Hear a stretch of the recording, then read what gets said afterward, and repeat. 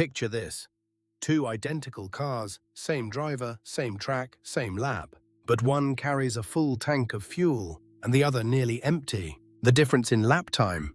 Sometimes 5, even 10 seconds. Yet the real story isn't speed. It's what teams sacrifice at the pump to win in the corners.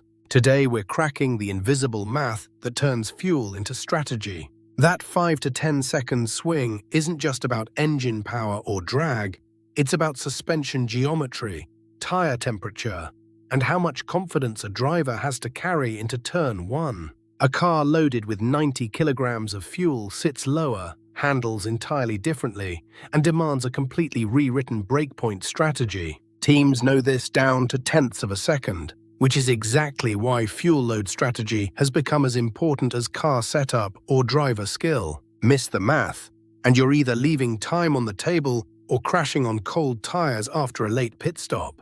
Get it right, and you can outthink your rival even when he's qualified faster. That's where we're headed today, into the invisible arithmetic that separates winners from the rest of the grid. Let's start with the simplest truth. Fuel weighs about 0.8 kilograms per liter, and a full tank in a modern racing car holds between 110 and 130 liters, depending on the circuit. That's roughly 90 kilograms of dead weight sitting in a tank, usually mounted low and central behind the driver. And the moment you load that fuel, the entire mass distribution of the car shifts. Picture the chassis as a teeter-totter. When you add 90 kilograms to the center, the car's center of gravity drops and moves rearward, which sounds good until you're pushing the limits in a corner. The front axle now carries more total weight, but it carries a smaller percentage of the car's mass relative to the rear. The engineers call this a shift in the weight balance, and it changes which end of the car runs out of grip first. Grip, remember, lives in the tire, and a tire's grip depends on how much force is pushing it into the asphalt and how hot the rubber is. A heavier car compresses the suspension springs more, which brings the tire closer to the track. More load, technically more potential grip, but here's the catch. That same weight needs more brake force and more steering input to change direction. More steering input means the tire is asked to do two jobs at once. Support extra weight and turn the car, and rubber has a finite budget of grip to share between those demands. So a full tank car will understeer, the front tires will lose grip and push wide, earlier and more dramatically than the same car on fumes, even with identical suspension settings. A driver must brake earlier, turn in later, and roll less speed through the corner to keep those front tires alive and honest. That's typically 3 to 5 car lengths of distance lost per corner, which compounds across a dozen corners into that 10-second penalty we mentioned earlier. But here's where it gets sophisticated. Fuel also burns and leaves the tank during the race, which means the car's handling balance is constantly shifting lap by lap as the fuel load decreases. In the first stint, the driver is managing an understeery, heavy, stable car. By lap 40, with half a tank gone, the car has freed up, become sharper, more responsive, almost like a different machine. A pit stop isn't just about fresh tires and strategy. It's a reset button on the car's entire physics profile, and teams weaponize that reset to dictate tire temperatures, fuel burn rates, and when their driver feels confident to attack. Monaco 2016 offers one of the clearest lessons.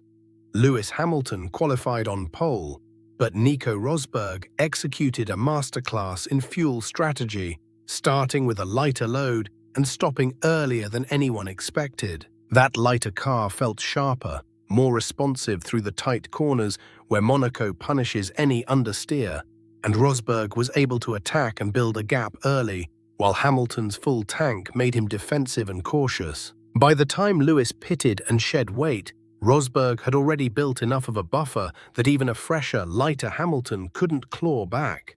It was a strategic victory written in kilograms. Now jump forward to 2018. Sebastian Vettel's championship season turned on fuel load decisions at venues like Monza and Singapore, where the car's weight balance could either free him up to push flat out or chain him in understeer.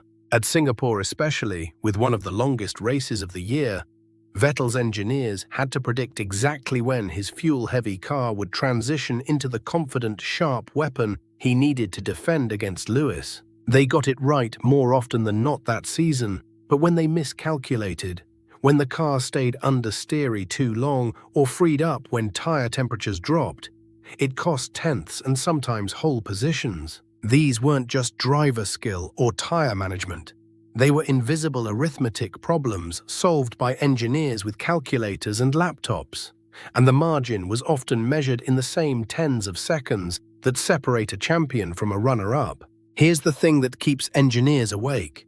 Imagine two identical cars, same driver, same track, but one carries a full tank and the other just enough to reach lap 40. The heavy car needs different brake points, different turn-in angles, different confidence through every corner, because the physics has fundamentally changed.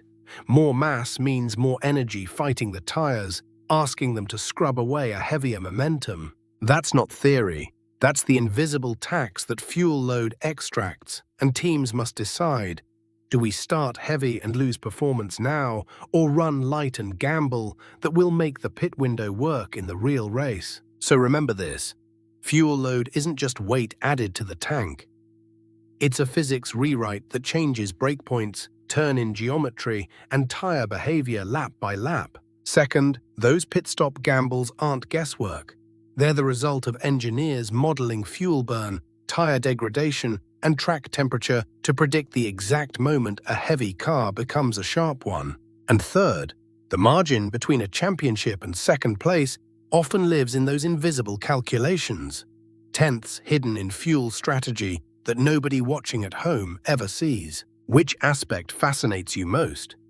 The aerodynamic sensitivity, the tire physics, or the strategy pit calls that win races? Let us know in the comments and subscribe so you never miss how the small decisions reshape everything. Thanks for watching.